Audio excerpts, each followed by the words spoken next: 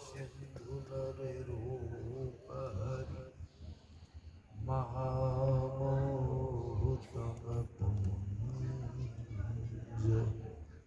जासु बचन रवि कर महामोहुतम पुंज जासु बचन रवि करे।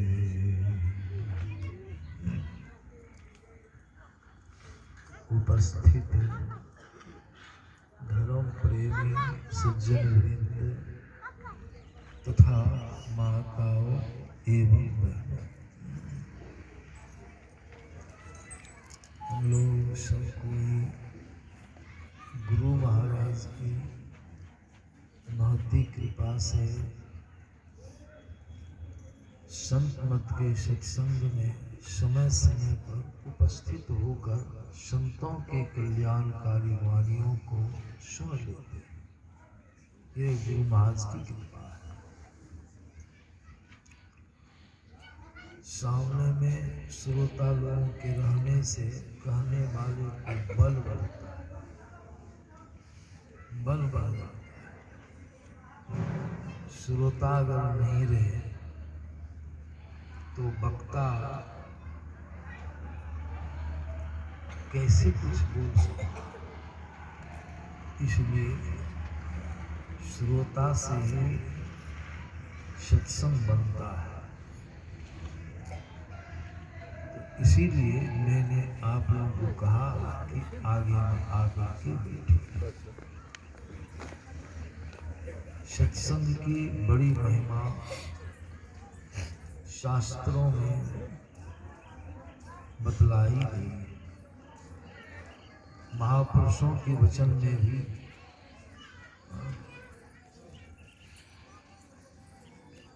मोबाइल को सब कोई ऑफ कर दें, बढ़िया है। श्री सद्गुरु महाराज की जय। सत्संग को, संतों के वचनों को उदार हृदय से, विनम्र भाव से, शिष्ट भाव से और एकाग्रता पूर्ण भाव से श्रवण करना चाहिए। अहम भाव को त्याग देना चाहिए। अहम भाव अंदर में रहने से संतों का ज्ञान आपके अंदर में स्थिर नहीं रह सकता, नहीं हो सकता, अट भी नहीं सकता। इसलिए संतों की वाणी में आया है, जो आदमी अपने ज्ञान को बड़ा समझता है, कहा गया अपना ज्ञान मोट कड़ी मोने, अपना ज्ञान मोट कड़ी मोने तो ताते संत नजर नहीं आवे। ऋषि साहब की वाणी है, अपना ज्ञान मोट कड़ी माने। मोट मन अपने ज्ञान को जो बड़ा मान लेता है, उसके निकट में कोई संत भी आएंगे तो उसको दिखाई नहीं पड़ेगा कि ये कौन है, मालूम है। इसलिए अहंकार की पट्टी बड़ी मोटी होती है। वह मनुष्य को, जीव को कुछ सूझने ही नहीं, दिखने ही नहीं देता है, देती है अहंकार की पट्टी। उसके अंदर में संतों का ज्ञान टिक नहीं पाता। इसलिए तुलसी साहब ने कहा अपना ज्ञान मोट कड़ी मान है, ताते संत नजर नहीं आवा। इसलिए हम लोगों को संतों के ज्ञान को ग्रहण करने के लिए जो कुछ भी हम लोग जानते हैं उसको कम समझना। इसी को गुरु मां अपनी वाणी में कहते हैं। गुरु मां क्या कहते हैं? अति दीन हो के जिसने, साधारण सी नहीं, यह बहुत महत्व की चीज है। यह सत्संग जीव को स्वर्ग में भी प्राप्त होने वाला। इसीलिए कहा जो यह जो सत्संग है स्वर्ग में भी आपको मिल नहीं सकता है। इस वास्ते गुरु महाराज कहते हैं अति दीन हो के जिसने सत्संग सुमति ली, अपने को सोई में ही गुरु शरण में।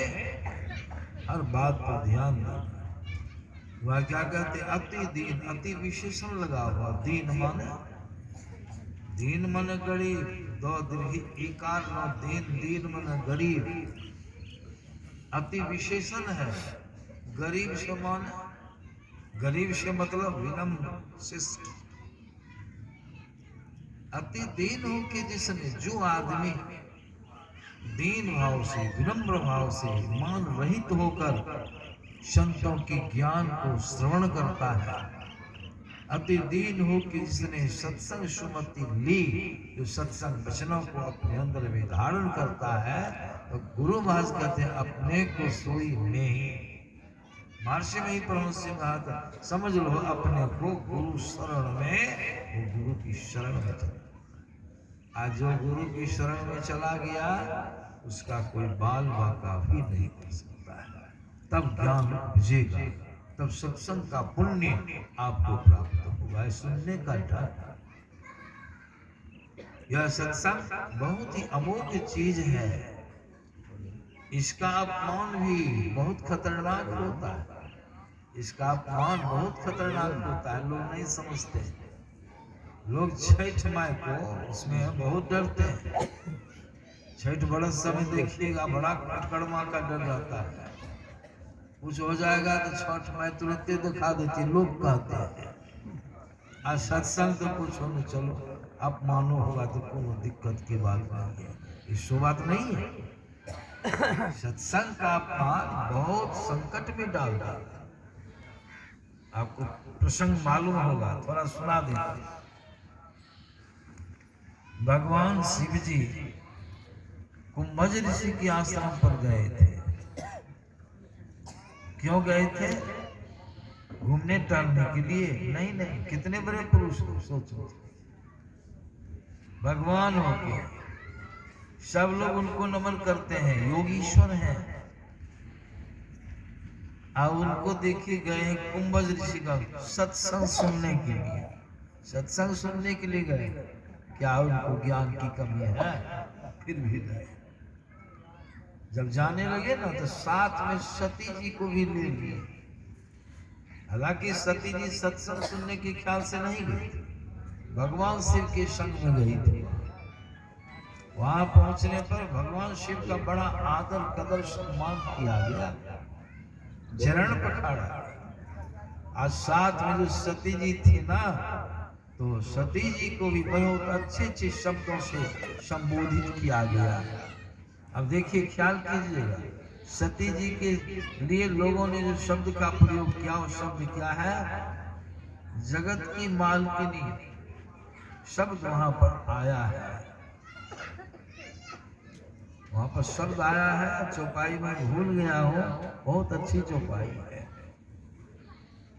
जगत की माता, जग जननी शब्द भी आया है। यहाँ दूसरा शब्द सत्संग में आई, उनका भी सम्मान खूब किया गया। भगवान शिव के संग में थी, बहुत सम्मान मिला। और जब सत्संग स्थल में जाकर के बैठी, अखिलेश्वरी शब्द आया। अखिलेश्वरी, अखिल विश्व की माता आई, बैठी सत्संग में। भगवान शिव के स्थान ग्रहण किए। भगवान शिव तो उतने बड़े पुरुष, बड़े विनम्र, महान पुरुष में महानता होती है। भगवान शिव ढंग से बैठ के सत्संग वचनों को प्रेम पूर्ण भाव से, दीन भाव से कुंभज ऋषि के मुखाग्नि से सुनने लगे, सुनने में लीन हो गए। लेकिन सती जो बैठी थी, सती बहुत चंचली बनी रही, कभी इधर कभी उधर। भगवान शिव देख रहे हैं, और सती सत्संग का अपमान कर रही है, तो अपमान हो रहा है, सत्संग का सम्मान नहीं कर रही है सती। अब भगवान मनी मन क्या ठानते हैं, इसकी कुछ हानि जरूर होगी। सत्संग का अपमान, साधु अवज्ञा, तुरंत भवानी कर कल्याण अखिल के। कुछ हानि नहीं। खैर भगवान भी प्रवचन किए, वज्रऋषि की आग्रह पर भगवान शिव भी प्रवचन किए, सुने भी और सुनाए। वहां के लोगों ने देखा सती ठीक से सत्संग वचनों का श्रवण नहीं की, चलने लगी तो देखिए वहां के लोगों ने अब क्या कह दिया। पहला शब्द क्या था? अखिलेश्वरी आई है। अब जाने लगी तो क्या कह के लोगों ने संबोधित किया? दक्ष कुमारी जा रही है। दक्ष कुमारी दक्ष की बेटी। दोनों शब्द में अंतर है कि नहीं? आसमान धरती का अंतर हो गया। चली, अभी तो रानी बाकी है। चली, भगवान शिव भी चले और रास्ते में भगवान रामचंद्र जी एक सड़क के गुजर रहे थे और भगवान शिव जो रामचंद्र जी गुजर रहे थे, सीता का हरण हो गया। सीता की खोज में चल रहे हैं, सीधे सीधी नहीं, रोते भी हैं, बिलखते भी हैं, पूछते भी हैं। दर्दनाक स्थिति है। तो लीलाधारी लीला कर रहे हैं और भगवान शिव भी दूसरी सड़क से कुछ दूरी थी गुजर रहे। देखिए आप भगवान शिव की दृष्टि पड़ गई राम पर। राम कौन है? उनके आराध्य देव है। और शिव जी के आराध्य देव राम जी है। दोनों एक ही है। कितनी मर्यादा। अब भगवान शिव देखिए क्या करते, दूर से ही भगवान शिव को प्रणाम करते। जबकि भगवान शिव जान गए उनकी पत्नी का हरण हुआ है, उनके पास विपत्ति आई है, तो भगवान शिव वहां जाते विपत्ति में सहयोग करने के लिए। भगवान शिव नहीं गए। क्यों नहीं गए? वो जान रहे हैं कि प्रभु है साधारण पुरुष, अंतर्यामी, सब कुछ जानते हैं, लीला कर रहे हैं, उनको कोई दुख नहीं। प्रणाम दूर से ही। प्रणाम में क्या कहते हैं? जय सच्चिदानंद, प्रणाम कर। चलते देख ली पार्वती, साथ में है सती। सती पूछती है कि आपने जो इस तरह से इतनी विनम्रता के साथ विनम्र शब्द से कर जोड़ करके नमन किए, किनको प्रणाम किए प्रभु? किनको किए प्रणाम?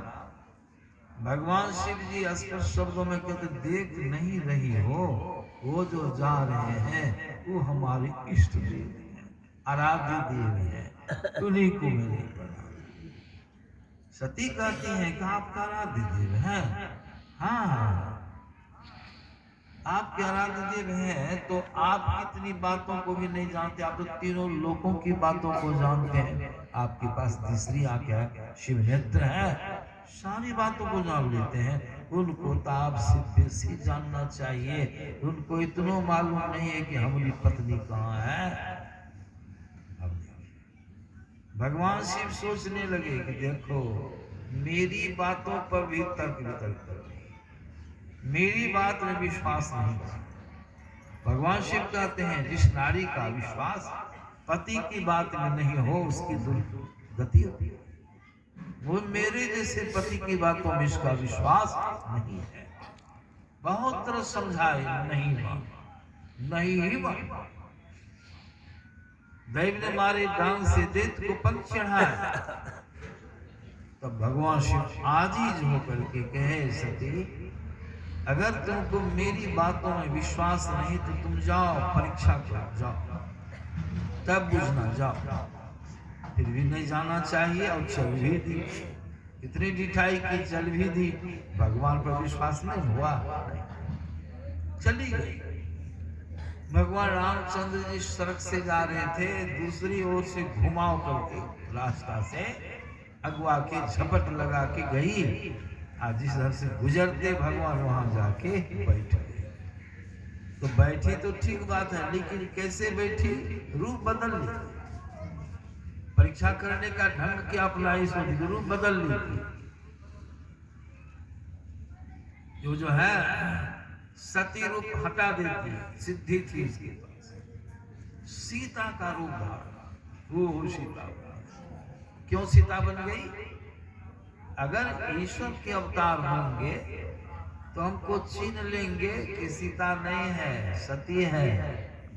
अन्य साधारण मनुष्य होंगे तो सीता समझ के हमको प्राप्त करना चाहेंगे। मेरी सीता मिल गई, जांच हो जाएगी, परीक्षा हो जाएगी क्या है।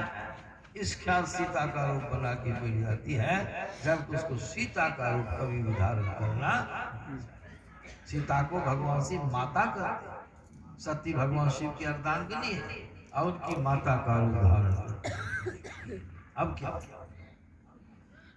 भगवान राम समझी जा, हालांकि लक्ष्मण जी भी झांक के देखे, दृष्टि पड़ी ना तो लक्ष्मण जी सोचे सीता का सा, गौर से देखे तो लक्ष्मण जी को मालूम गई तो सती है। ये कौन नौटंकी की है सती? खैर, हमारी अग्रज है, हमारे बड़े भाई हैं, अंतर्यामी हैं, ये ही कुछ बोलेंगे, मैं क्यों टपक करके बोलूं शिष्टाचार के मुताबिक।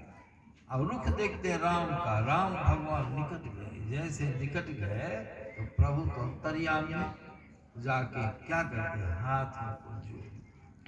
सती क्या है, कहते क्या है, ओ माता सती। ये नहीं कहा कहो पत्नी सीता, कहो माता सती। ऊपर में सीता, भीतर में उनको मालूम पड़ गया, प्रभु को मालूम पड़, कहो माता सती अकेली वन में क्यों बैठी हो? भगवान शिव जी कहाँ है? तुम अकेली भ्रमण कर रही हो, यहाँ की बैठी हो, भगवान शिव जी कहाँ है? ऐसा जो कह दे तो काटो तो खून नहीं सती के शरीर में, भयभीत हो जाती। अरे राम, सही में ये तो ब्रह्म है, ईश्वर हमको छीन लिए, रूप है सीता का, हमको सती करके। अब क्या, अब क्या? आंखों को बंद, अंदर में राम लक्ष्मण और सीता, आंखों खोलती, आंखों वही भगवान समझ गए, डर गई भगवान वहां से, स्थान की सरल वहां से भाग गई भगवान शिव के पास।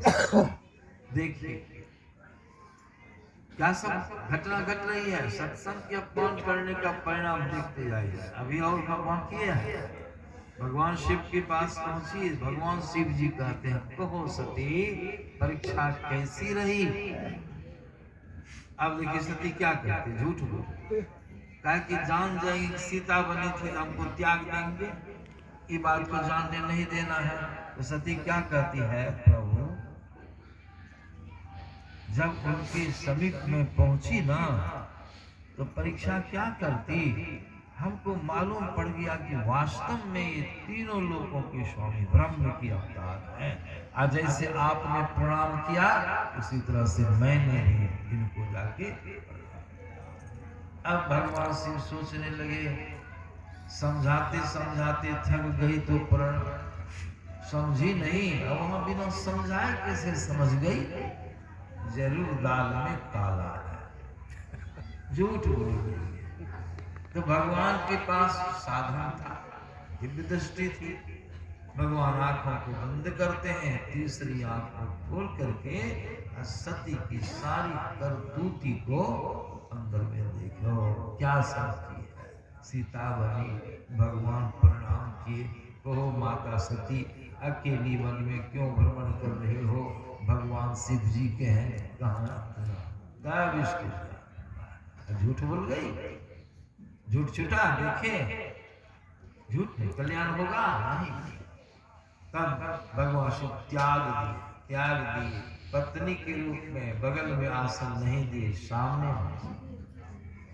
और उसी क्रम उनके पिताजी ने जन्म किया था दक्ष, इनको निमंत्रण नहीं था, वहां भी सती को मालूम पड़ा, पिताजी लगे करते हैं वहां जाने के लिए, भगवान शिव से आज्ञा मांगने।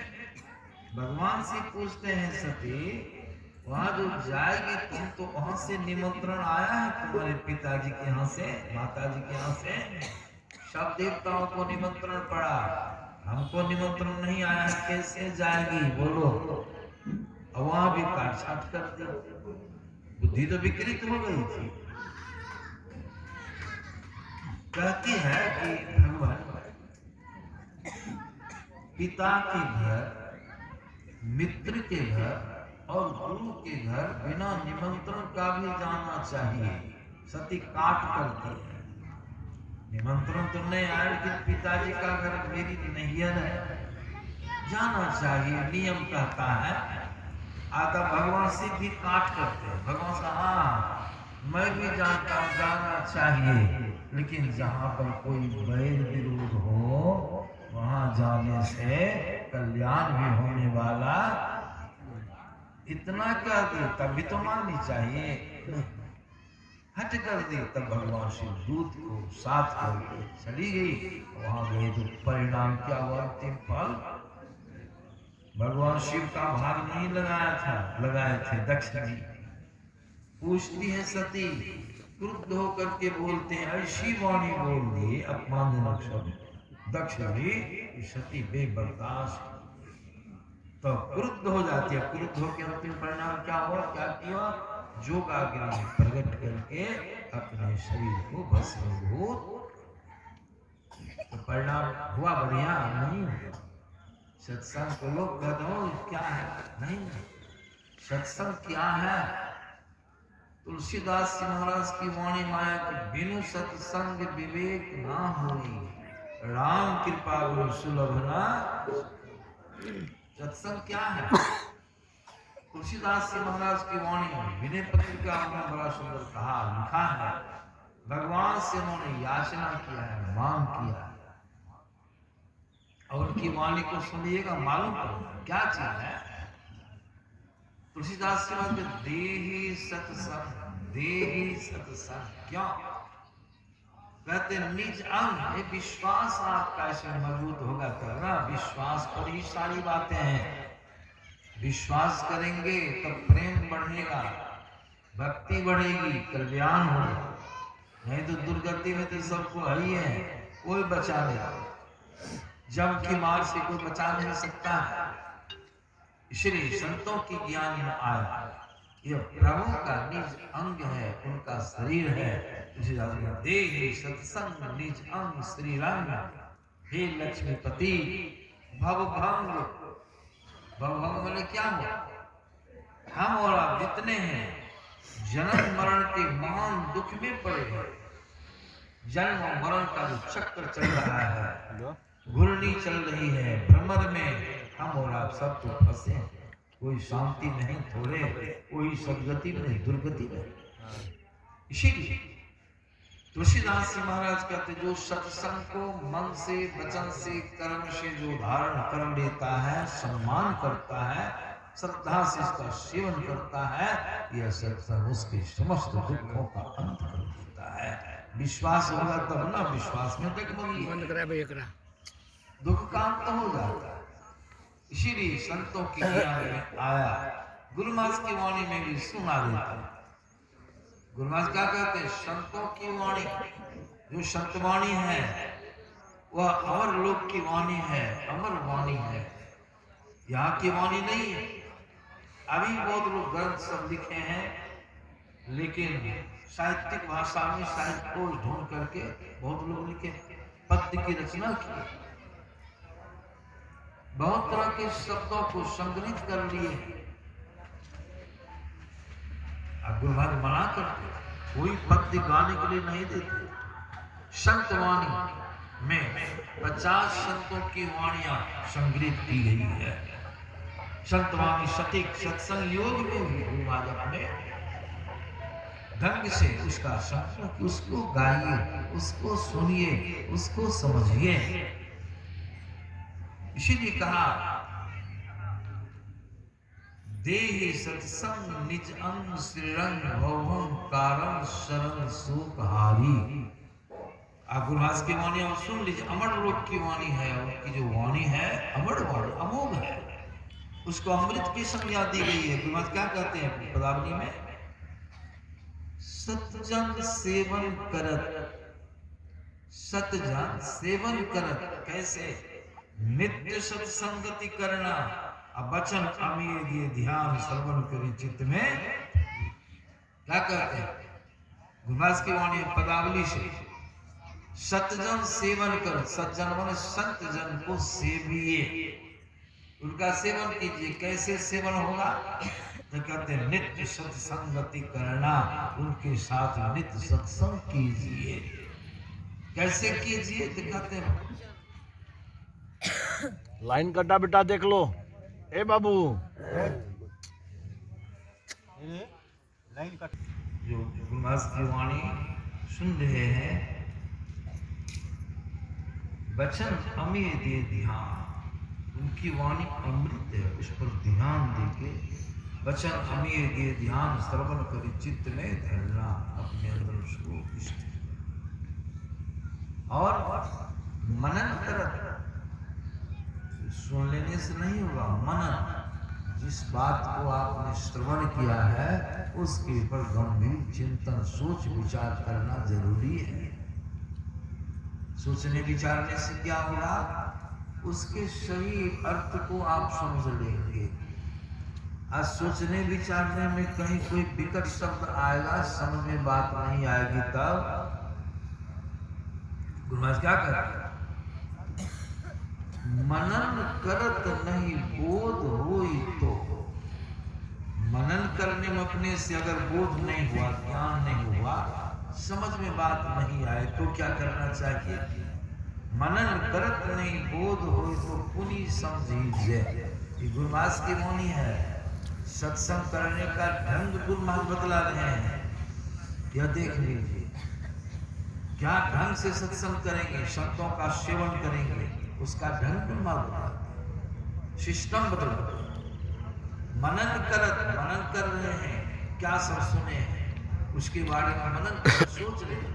और मनन करने पर अगर कोई शब्द कोई बात आपके समझ में नहीं आ गया तो आपको मालूम हो जाएगा इसका मतलब क्या हुआ। गुरु महाराज क्या करें? मनन करत नहीं बोध होई तो उन्हीं समझीजिए। फिर से कोई विज्ञ पुरुष के पास जाके, ज्ञानी पुरुष के पास जाके, अपने से श्रेष्ठ पुरुष के पास जाकर के उसको समझ लीजिए, तब समझ में आ जाएगी बात। सुने, मनन किए, समझ में बात आ गई, ज्ञान हो गया, जानकारी हो गई, ज्ञानी हो गए। अब क्या करना है? अब गुरु महाराज क्या लिखते, इतने पर छोड़ दिए? नहीं, मनन करत नहीं बोध हो तो पुनि समझीजे। अरे हारे में ही, अरे हारे में ही समझ बोध जो हो तो, अगर ज्ञान हो गया, समझ गए, सब बातों को बुझ गए, अब क्या करना है? असली काम समझ बोध जो हो तो रहनी मन आचरण व्यवहार चाल चलन तासम कर लीजिए। तासम मने दासर्वणाम, उसके मुझे जैसा सुने हैं, जैसा समझे हैं, जैसा ज्ञान हुआ है, उस ज्ञान के अनुरूप आप अपने आचरण को, चाल चलन को कर लीजिए। तब क्या होगा? आपका कल्याण। इस सत्संग सेवन करने का इस तरह संतों के ज्ञान में आया है कि पहला काम है सत्संग। सत्संग से आपको भक्ति का रस मालूम पड़ता है। भक्ति का बड़, भक्ति का रस क्या है? किनकी भक्ति करते हैं? ईश्वर। सत्संग से ज्ञान होगा ईश्वर स्वरूप का, ईश्वर की भक्ति करेंगे लेकिन उनका स्वरूप क्या होगा, जानकारी नहीं कि वस्तुतः ईश्वर क्या है, स्वरूप का ईश्वर क्या है। तो सत्संग करने से आपको ईश्वर के बारे में जानकारी हो जाएगी, स्वरूप का ज्ञान हो जाएगा। क्या स्वरूप है ईश्वर का?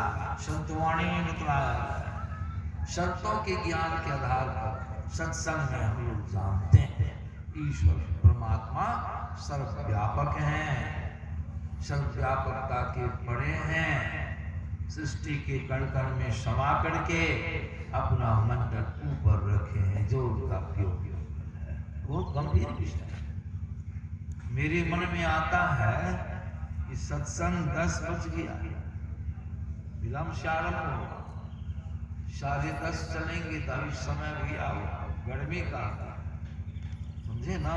जब भी सत्संग कल भी हो तो 10 मिनट अंदर ही समाप्त, समझे ना। इन्हीं शब्दों के साथ आगे की बातों को फिर आगे बैठक के सत्संग में सुना दी जाएगी। अभी का सत्संग समय के मुताबिक यहीं पर विसर्जित किया जाता है। श्री सद्गुरु महाराज की जय।